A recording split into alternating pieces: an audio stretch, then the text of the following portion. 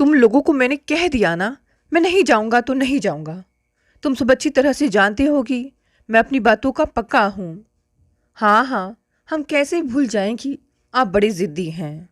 हर समय अपनी ज़िद का प्रदर्शन करने से कभी चूके हैं क्या जो आप चुकेंगे? अरे नीलम, तुम मेरी बातों को समझ नहीं रही हो। जिनके कारण अपनी इज्जत मिट्टी में मिल गई, वहाँ कभी भूल कर भी नहीं जाना चाहिए, चाहे परिस्थिति कैसी भी हो। अरे राधा के पापा, परिस्थिति वह नहीं है। अब बात नाते रिश्तेदारों और समाज की हो गई है। जीवन बाबू अपनी पत्नी की बातों से चिढ़ गए और तेज आवाज में कहने लगे, जैसे उन्हें इस बात की फिक्र ही नहीं थी कि घर में और भी सदस्य मौजूद हैं। बहू भी तो मौजूद है।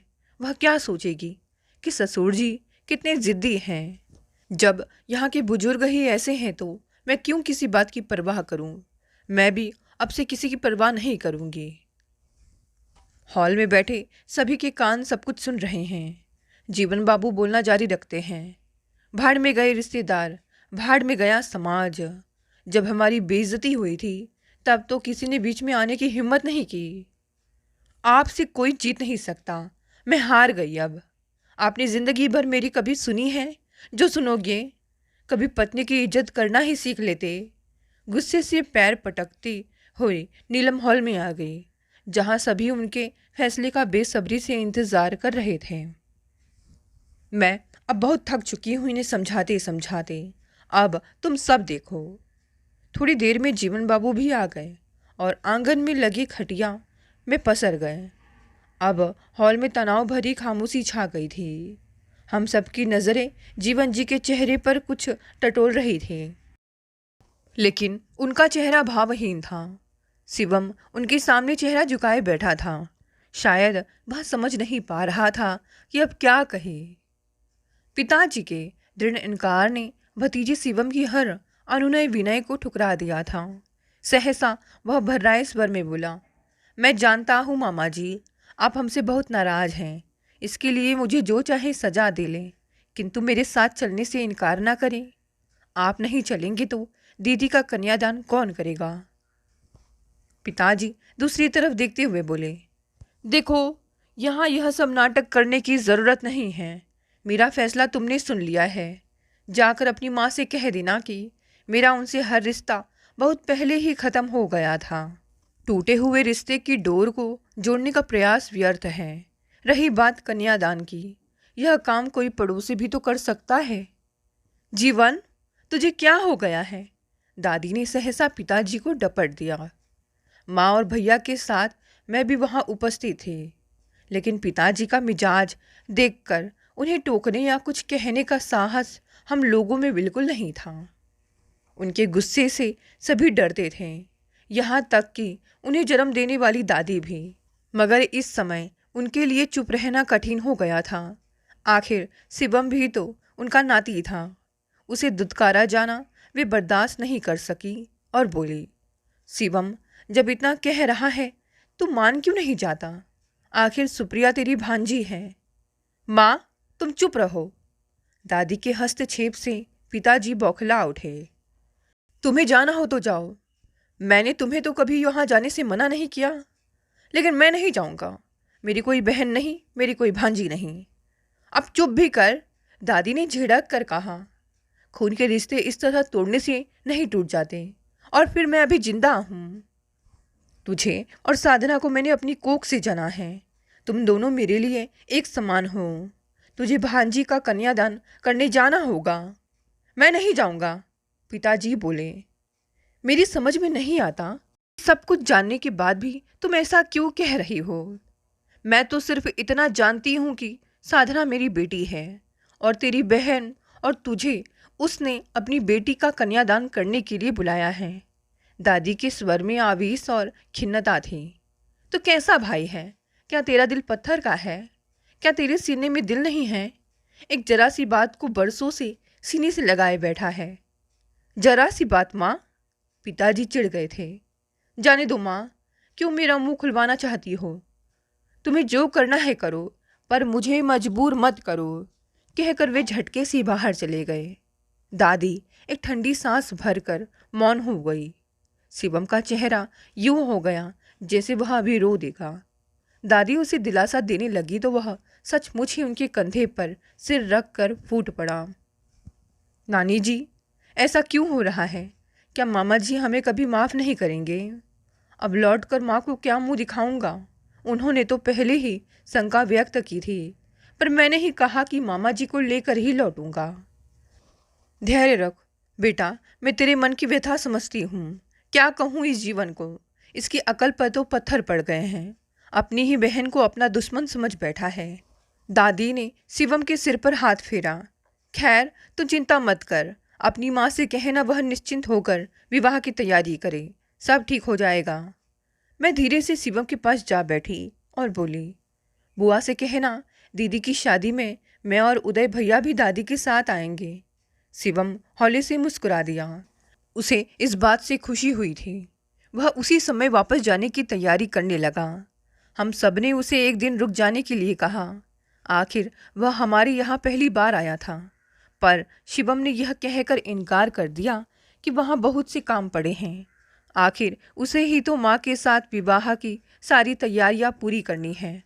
शिवम का कहना सही था। फिर उससे रुकने का आग्रह किसी ने नहीं किया और वह चला गया। शिवम के अचानक आगमन से घर में एक अव्यक्त तनाव सा छा गया था।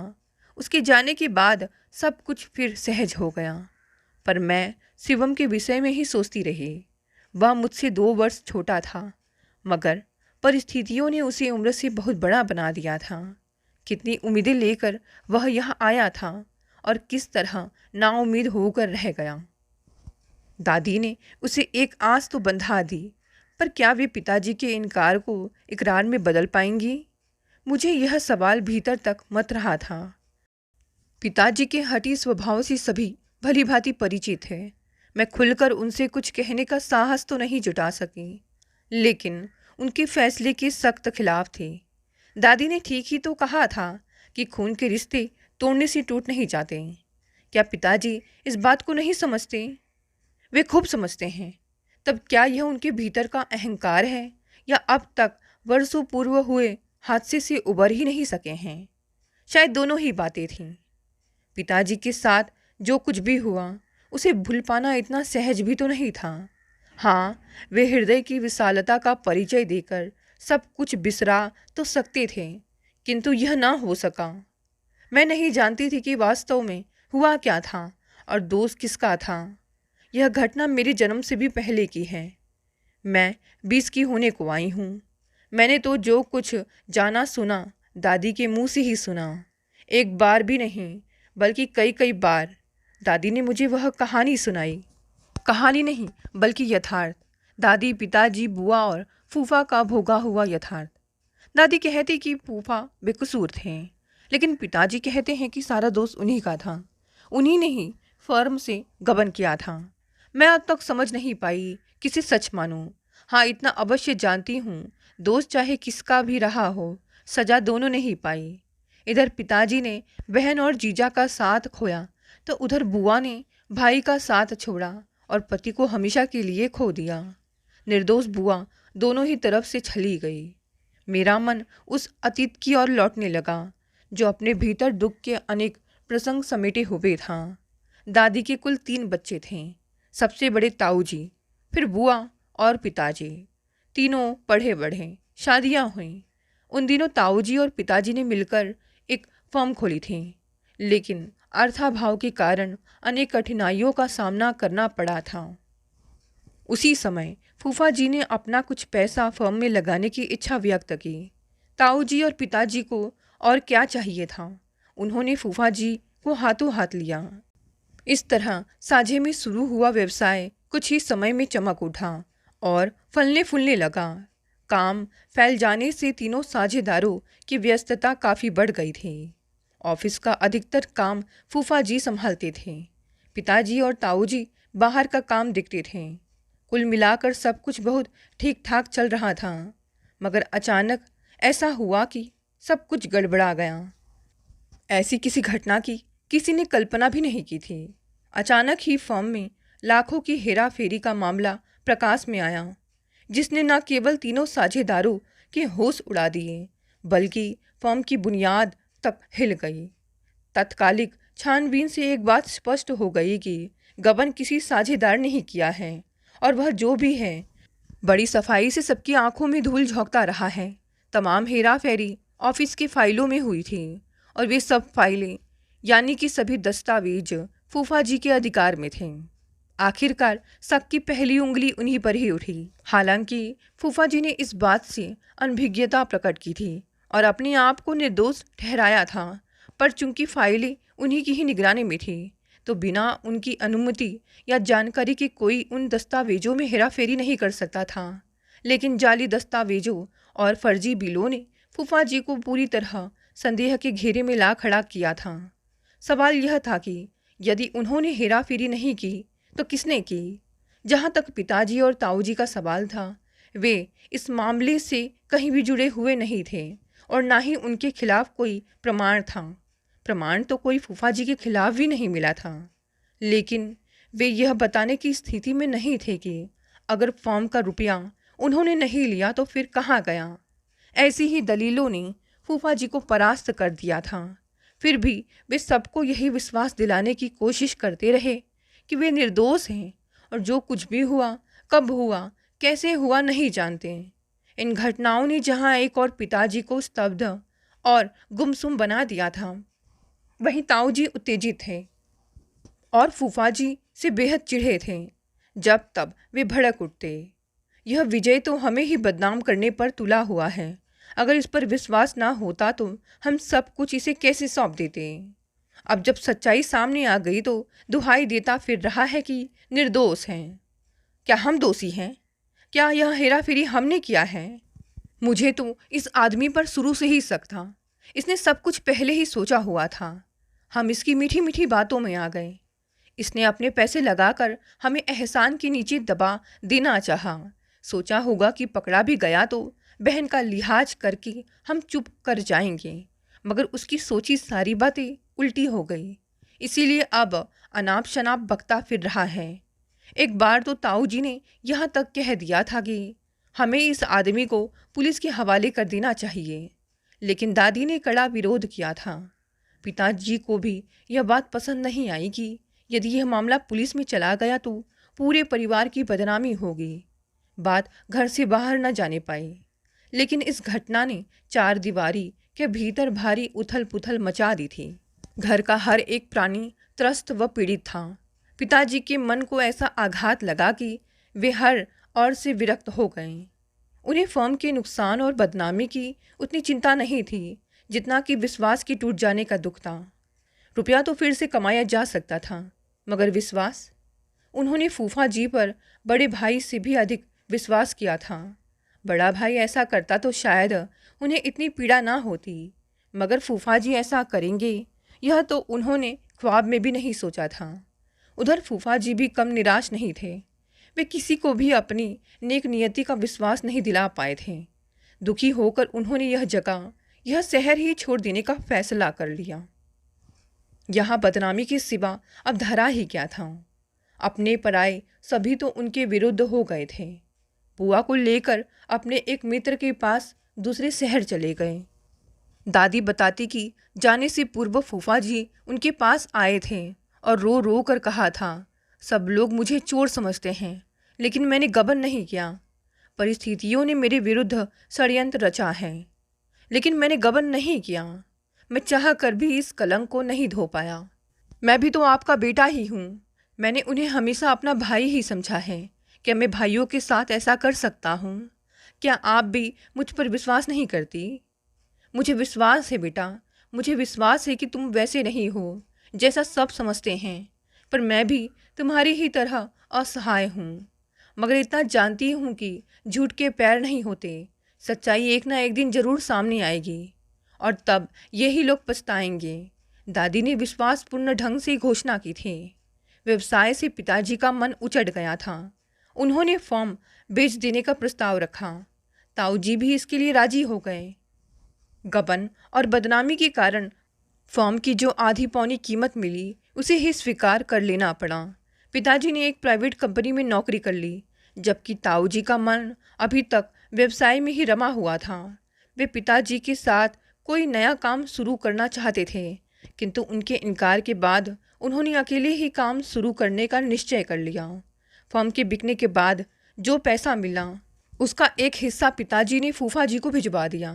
हालांकि यह बात ताऊ जी को पसंद नहीं आई, मगर पिताजी का कहना था उसने हमारे साथ जो कुछ भी किया उसका हिस्सा लेकर वही कुछ हम उसके साथ करेंगे, तो हमें और उसमें अंतर ही कहाँ रहा। नहीं, ये पैसे मेरे लिए हराम हैं। किंतु लौटती डाक से वह ड्राफ्ट वापस आया और साथ में थी फूफा जी द्वारा लिखी एक छोटी सी चीट। पैसे मैं वापस भेज रहा हूँ इस आशा से कि आप इसे स्वीकार कर लेंगे। अब इस पैसे पर मेरा कोई अधिकार नहीं है।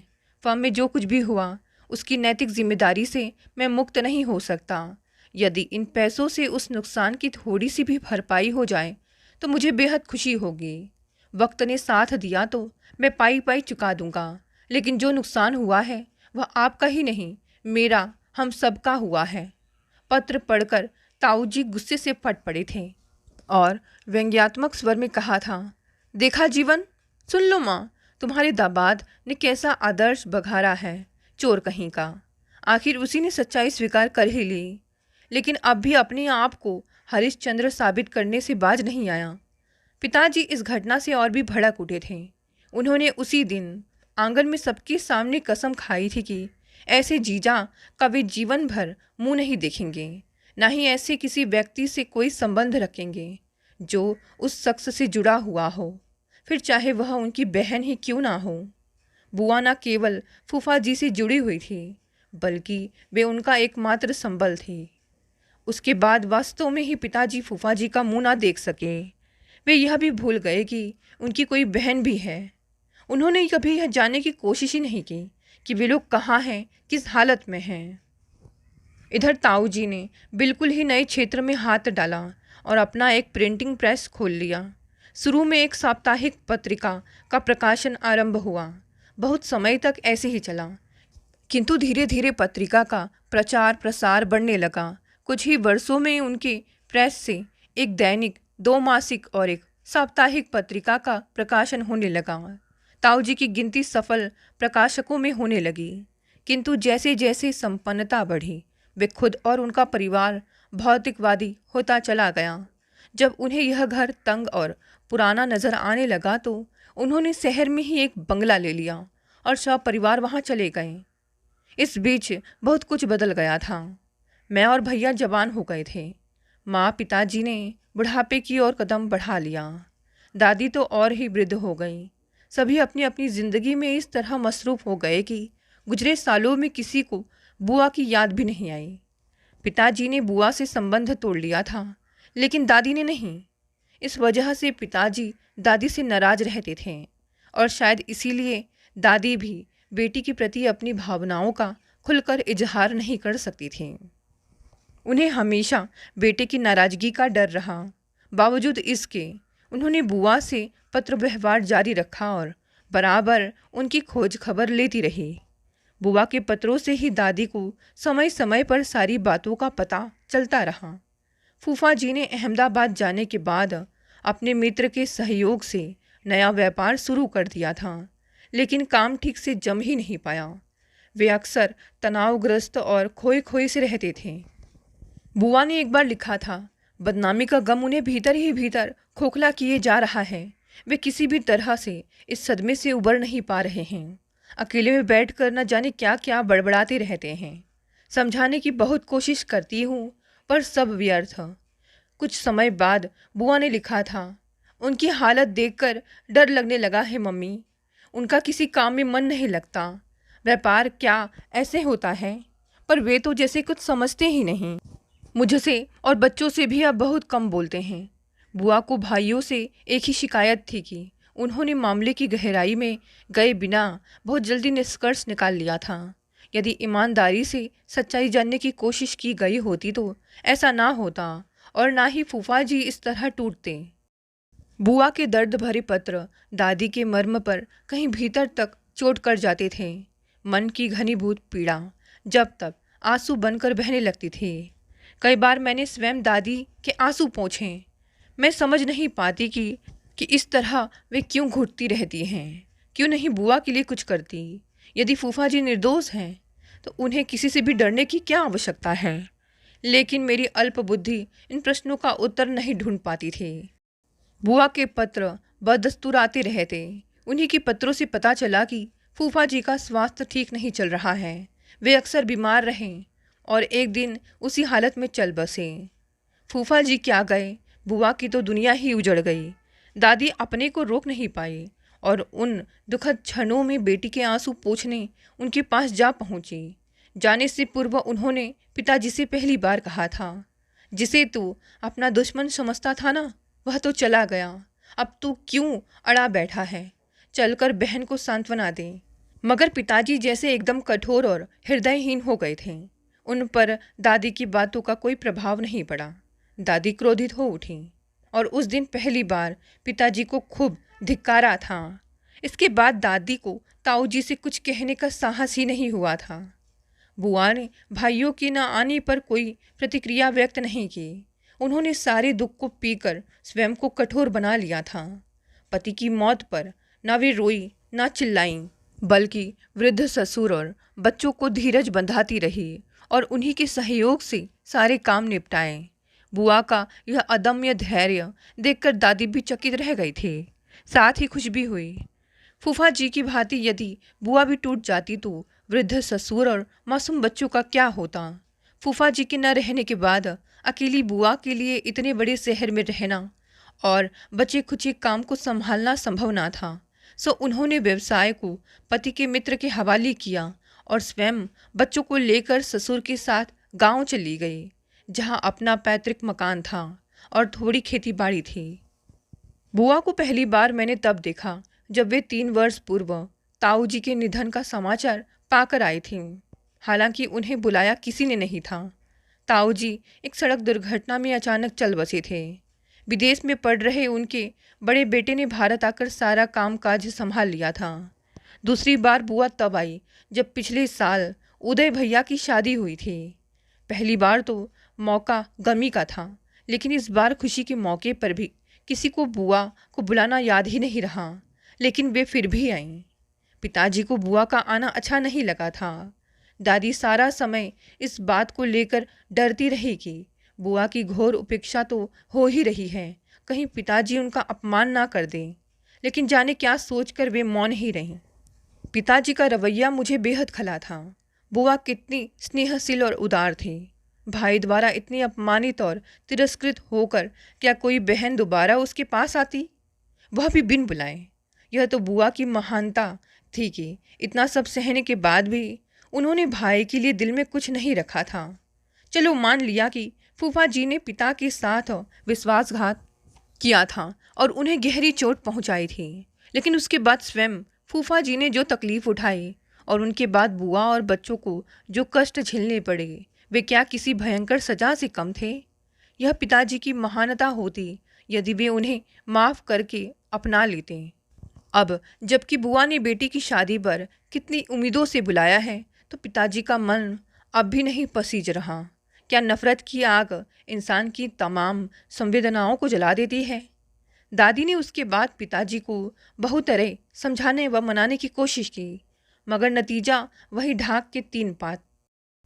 विवाह का दिन जैसे तैसे करीब आता जा रहा था। दादी की चिंता और मेरी बेचैनी बढ़ती जा रही थी।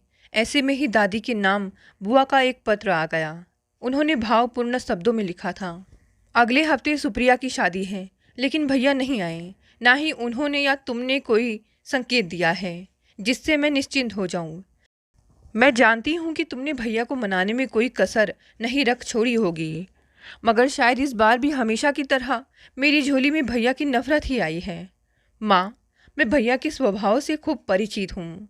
जानती हूँ कि कोई उनके फैसले को बदल नहीं सकता, पर माँ, मैं भी उनकी ही बहन हूँ। अपने फैसले पर दृढ़ रहना मुझे भी आता है। मैंने फैसला किया है कि सुप्रिया का कन्यादान भैया के हाथों से ही होगा। बात केवल परंपरा के निर्वाह की नहीं है, बल्कि एक बहन के प्यार और भांजी के अधिकार की है। अपना फैसला मैं बदल नहीं सकती। यदि भैया नहीं आए तो सुप्रिया की शादी रुक जाएगी, टूट भी जाए तो कोई बात नहीं, पत्र पढ़कर दादी एकदम खामोश हो गई। मेरा तो दिमाग ही घूम गया। यह बुआ ने कैसा फैसला कर डाला? क्या उन्हें सुप्रिया दीदी के भविष्य की कोई चिंता नहीं? मेरा मन तरह तरह की आशंकाओं से घिरने लगा। आखिर में दादी से पूछ ही बैठे, अब क्या होगा? बुआ को ऐसा करने की क्या ज़रूरत थी? तू नहीं समझेगी, यह एक बहन के हृदय से निकली करुण पुकार है। दादी द्रवित हो उठी। साधना आज तक चुपचाप भाइयों की नफरत सहती रही। उनके खिलाफ मुंह से एक शब्द भी नहीं निकाला। आज पहली बार उसने भाई से कुछ मांगा है। जाने कितने वर्षों बाद उसके जीवन में वह क्षण आया है जब वह सबकी तरह मुस्कुराना चाहती है, मगर तेरा बाप उसके होठों की यह मुस्कान भी छीन लेना चाहता है। पर ऐसा नहीं होगा, कभी नहीं। उनका स्वर कठोर होता चला गया। दादी की बातों ने मुझे अचंभे में डाल दिया। मुझे लगा उन्होंने कोई फैसला कर लिया है, किंतु उनकी गंभीर मुख मुद्रा देखकर मैं कुछ पूछने का साहस नहीं कर सकी। पर ऐसा लग रहा था कि अब कुछ ऐसा घटित होने वाला है जिसकी किसी को कल्पना तक नहीं। शाम को पिताजी घर आए तो दादी ने बुआ का पत्र लाकर उनके सामने रख दिया। पिताजी ने एक निगाह डालकर मुंह फेर लिया तो दादी ने डांट कर कहा, पूरा पत्र पढ़ जीवन। पिताजी चौंक से गए। मैं कमरे के दरवाजे से सटी भीतर झांक रही थी कि पता नहीं क्या होने वाला है। पिताजी ने सरसरी तौर पर पत्र पढ़ा और बोले, तो मैं क्या करूं?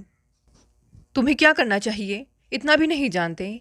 दादी के स्वर ने सबको चौंका दिया था। माँ रसोई का काम छोड़कर कमरे में चली आई। माँ, मैं तुमसे पहले भी कह चुका हूँ कि तू वहाँ नहीं जाएगा, दादी ने व्यंग भरे कटु स्वर में कहा। चाहे सुप्रिया की शादी हो ना हो। वाह बेटे, क्षणिक मौन के बाद वे फिर बोली, लेकिन मैं ऐसा नहीं होने दूंगी। मैं आज तक तेरी हठ धर्मिता को चुपचाप सहती रही। तुम दोनों भाइयों के कारण साधना का तो जीवन बर्बाद ही हो गया, पर मैं सुप्रिया का जीवन नष्ट नहीं होने दूंगी। दादी का स्वर भर्रा गया। तेरी जिद ने आज मुझे वह सब कुछ कहने पर मजबूर कर दिया है जिसे मैं नहीं कहना चाहती थी। मैंने कभी नहीं सोचा था कि जिस बेटे के जीते जी उसके अपराध पर पर्दा डाले रही हूँ, आज उसके न रहने के बाद उसके बारे में यह सब कुछ कहना पड़ेगा। पर मैं और चुप नहीं रहूँगी।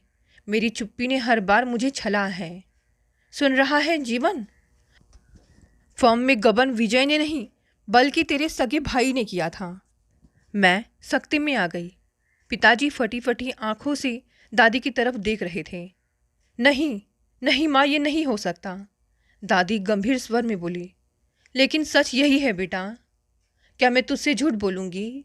क्या कोई माँ अपने मृत बेटे पर इस तरह का झूठा लांछन लगा सकती है? बोल, जवाब दे। माँ नहीं। पिताजी का समूचा शरीर थरथरा उठा। उनकी मुट्ठियाँ कस गई, जबड़े भींच गए और होठों से एक गुर्राहट सी खारिज हुई। इतना बड़ा धोखा? फिर सहसा उन्होंने चौंक कर दादी से पूछा, यह सब तुम्हें कैसे पता चला माँ? तो सुन, शायद मैं भी तुम्हारी तरह अंधेरे में ही रहती और झूठ को सच मान बैठती, लेकिन मुझे शुरू से ही सच्चाई का पता चल गया था। हुआ यूँ कि एक दिन मैंने अजय और बड़ी बहू की कुछ ऐसी बातें सुन ली जिनसे मुझे शक हुआ। बाद में एकांत में मैंने अजय को धमकाते हुए पूछा तो उसने सब सच सच बता दिया। तो तुमने मुझे यह बात पहले क्यों नहीं बताई? पिताजी ने तड़प कर पूछा। कैसे बताती बेटा? मैं जानती थी कि सच्चाई सामने आने के बाद तुम दोनों भाई एक दूसरे के दुश्मन बन जाओगे। मैं अपने जीते जी इस बात को कैसे बर्दाश्त कर सकती थी, मगर दूसरी तरफ मैं यह भी नहीं चाहती थी कि बेकसूर दामाद को अपराधी कहा जाए और तुम सभी उससे नफरत करो। किंतु दोनों ही बातें नहीं हो सकती थी। मुझे एक का परित्याग करना ही था। मैंने बहुत बार कोशिश की कि सच्चाई कह दूं। हर बार मेरी जबान लड़खड़ा गई, मैं कुछ नहीं कह पाई और तभी से अपने सीने पर एक भारी बोझ लिए जी रही हूँ। बेटी की बर्बादी की असली जिम्मेदार मैं ही हूँ। कहते कहते दादी की आंखों से झरझर आंसू बहने लगे। माँ, यह तुमने अच्छा नहीं किया। तुम्हारी खामोशी ने बहुत बड़ा अनर्थ कर दिया। पिताजी दोनों हाथों से सिर थामकर धड़ाम से बिस्तर पर गिर गए। माँ और मैं घबराकर उनकी ओर लपकी। पिताजी रो पड़े। अब तक मैं क्या करता रहा, अपनी बहन के साथ कैसा अन्याय करता रहा। मैं गुनहगार हूँ, हत्यारा हूँ मैंने अपनी बहन का सुहाग उजाड़ दिया, उसे घर से बेघर कर डाला। मैं अपने आप को कभी क्षमा नहीं कर पाऊँगा। पिताजी की बातें सुनकर माँ और मेरे लिए आंसू को रोक पाना कठिन हो गया। हम तीनों ही रो पड़े। दादी ही हमें समझाती रही, सांत्वना देती रही, विशेषकर पिताजी को। कुछ देर बाद जब आंसुओं का सैलाब थमा तो दादी ने पिताजी को समझाते हुए कहा, नहीं बेटा, इस तरह अपने आप को दोषी मानकर सजा मत दे। दोष किसी एक का नहीं, हम सब का है। यह वक्त ही कुछ ऐसा था। हम सब परिस्थितियों के शिकार हो गए थे, लेकिन अब समय अपनी गलतियों पर रोने का नहीं, बल्कि उन्हें सुधारने का है। बेटा, अभी भी बहुत कुछ ऐसा है जो तू संवार सकता है। दादी की बातों ने पिता के मन को ऐसा संबल प्रदान किया कि वे उठ खड़े हुए और एकदम से पूछा, उदय कहाँ है? उदय भैया उसी समय बाहर से लौटे थे। जी पिताजी। तुम जाओ और इसी समय ट्रेन के टिकट लेकर आओ। पर सुनो, ट्रेन को छोड़ो, मालूम नहीं कब छुट्टी होगी। तुम एक टैक्सी बुक करा लाओ। और नीलम, राधा, तुम दोनों जल्दी से सामान बांध लो। माँ, हम लोग इसी समय दीदी के पास चल रहे हैं। पिताजी ने एक ही सांस में हम सबको आदेश दे डाला। फिर वे शिथिल से हो गए और कातर नज़रों से दादी की तरफ देखा। माँ, दीदी मुझे माफ़ कर देंगी? स्वर में जाने कैसा भय छिपा हुआ था। हाँ बेटा, उसका मन बहुत बड़ा है। वह न केवल तुम्हें माफ़ कर देगी, बल्कि तुम्हारी वाली पहले वाली बहन भी बन जाएगी। दादी धीरे से कह उठी। आखिरकार भाई बहन के बीच वर्षों से खड़ी नफरत और गलतफहमी की दीवार गिर ही गई। दोस्तों, ये कहानी यहीं समाप्त हो गई। कहानी पसंद आई तो इसे लाइक और शेयर करें। हम सब का दिन बहुत ही अच्छा गुजरे, इसी कामना के साथ मिलते हैं कल एक नई कहानी से। धन्यवाद दोस्तों।